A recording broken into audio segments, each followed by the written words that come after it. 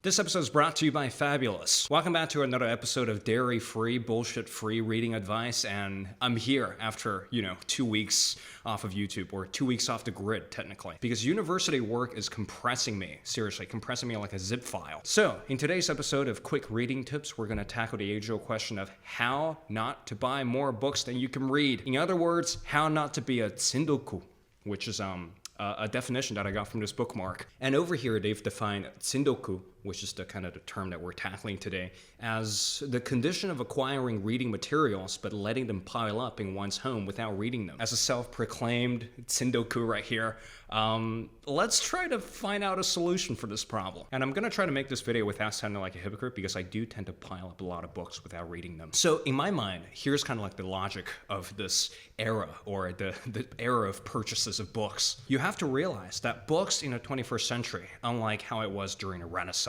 or during the Enlightenment period, before the printing press was a thing, before the book industry was sort of like commercialized, books were extremely expensive items. They were scholarly, they were elitist, and to buy a book, first of all, you have to buy the book, which was very expensive in itself, and you kind of had to hire a book binder just to bind a book for you. That's why old books always had leather binding. But nowadays, if you enter a bookstore, you have your mass market paperback, you have your nice hardback editions. So in a sense, as society progressed, as the book industry or the book market sort of became a market, the act of selling a book right now is entirely sort of like a commercial enterprise. They're willing to maximize profit. They're willing to make the books as nice as possible. So in a sense, when you enter a bookstore, when you're trying to buy a book, it's not exactly the reading experience. Sometimes it's not exactly the reading experience that you're after. And sometimes it's actually possible to get the thrill out of buying a book without actually, committing yourself to the process of reading. So the first part of this video is all about making this distinction, which is like acquiring books is not the same as reading books. Acquiring books, that's an entirely commercial enterprise. That's an entirely, consumerist enterprise that should not be confused with the act of reading, because the act of reading, that's something else that we're going to address in the second part of this video. So next time when you enter a bookstore, realize that the bookstore is just like any other department stores. They've designed a bookstore in a specific way for you to buy as many books as possible, and make sure not to get seduced into thinking that by buying a book, you're actually buying the reading experience. Actually, you're buying a lot of things. You're buying the cover, you're buying the cover art, you're buying the aesthetics of the book, you're buying the feel of the book. Whereas the actual process of reading a book, that's an entirely different can of worms, which we will address right now. So hold your horses before you go anywhere. Here's a quick word for today's video sponsor, Fabulous. If you've watched my morning routine video, you should also know that I have this this elaborate American Psycho sort of like morning routine set up to keep me going, keep me sane. And this entire venture would not be possible without the help of Fabulous, the #1 habit building app on planet Earth. So how Fabulous works is that it works in one of two ways, and the first way works kind of like a habit tracker. So over here, I have my morning routine, which is kind of like elaborately laid out. It has morning exercises in them. It has this like meditation that I do every morning. It has a chapter of philosophy in them. It has some language learning stuff in there, and it has my daily journaling habit in there. So if you want to stay motivated, if you don't have someone around you to kick you in the ass, this app is going to do the job. And sometimes it gives you these little encouragements, little messages of encouragement, which are kind of nice to read after I've completed my morning routine. And the second trick that Fabulous has up its sleeves is actually its behavioral change program. So based on behavioral science, they've designed these very, very good behavior change programs that you can follow on a weekly basis. That's going to help you to achieve your goals. Nevertheless, if you are excited about building some, reading habits into your life, actually that's one of the points that I'm going to bring up in the next section of this video, give Fabulous a try. It's an app that seriously had altered my daily routines, and it brought a greater sense of balance into my otherwise chaotic and neurotic kind of life. As a lucky viewer of this channel, Fabulous is offering all you habit builders out there a 25% off discount in the description down below. If you scroll down to the description box down below, there should be a link that should take you to the page where you could actually get yourself your 25% off. So happy habit building and happy reading. Check out Fabulous, and thank you Fabulous for sponsoring today's video. So now let's get back down to business. 3 tips for how to overcome this Tsundoku complex. #1 is actually to read the book at the bookstore. Not the entire thing, because they might kick you out of the store, but sections of the book. Remember that distinction from the first part of the video? When you enter a bookstore, you're entering this sort of like commercial field where these booksellers, they're trying to sell you something, where they're trying to grab your attention. They're preying on your instincts. They want you to buy something you don't need. In the case of books, they're trying to, well, let you buy books that you would never ever touch in your entire life. And the solution to burst through that illusion is actually to sit down. Usually there are chairs at the bookstore.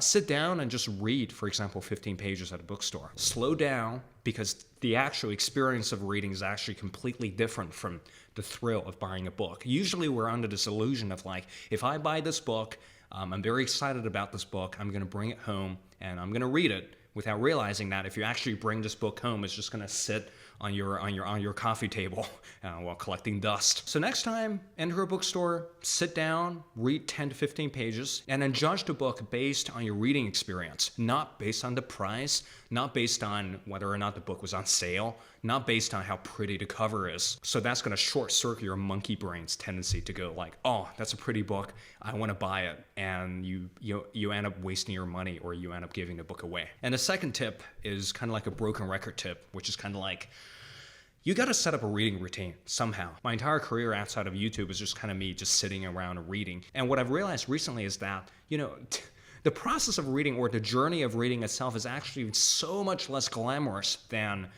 the act of buying a book. So you somehow need to set up a little routine for you to sort of ease yourself into this experience of reading without catching on to the thrill from Instagram or from BookTube of like these people reading a lot of books. And you need to somehow resist the thrill to chase highs. Because reading itself, it takes time. It takes a lot of painstaking hours. It takes a lot of willingness to calm the hell down for a few hours a day, or not even for a few hours, maybe 20 minutes a day, when you're having your morning coffee, sort of like ease yourself into the habit of reading. The equation's really that simple. It's not about how many pages you could read in a day, or it's not about how many books you could finish in a year. It's all about, can you do your 20 minutes today? If you could, then keep it going. Do something achievable and manageable. And this is sort of like what I've been talking about for the past 3 years. So I'm not going to rehash this point here. And point number 3, I'm probably going to get a lot of rotten eggs thrown at me for giving out this tip, is to resist the temptation to sort of like track your reading, to track your progress with reading. So a lot of people have been asking me for my Goodreads account, or, do you have an app that tracks all the books you've read?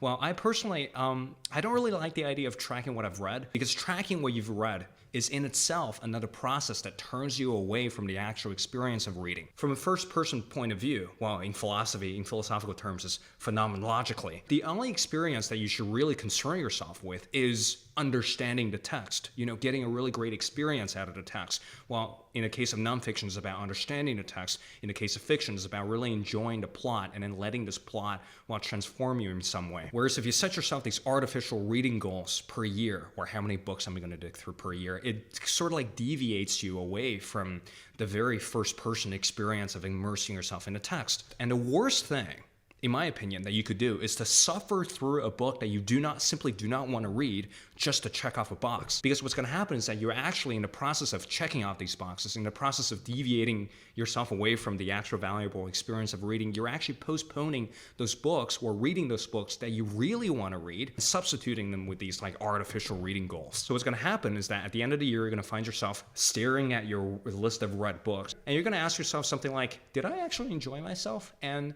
maybe 7 out of 10 times, you're going to be like, okay, those 10 books that I've read just for the sake of reading them, well, that wasn't really worth it. I didn't get a lot out of those 10 books that I've read because I was so concerned with checking off this artificial goal that I was actually running away from the actual purpose of reading. And this third point kind of connects with the very start of this video, which is like, you need to consider reading as just an experience of you sitting down, looking at a piece of paper, looking at pages of paper. And you have to ask yourself the question, do I enjoy this? It's a very binary answer, sort of like yes or no.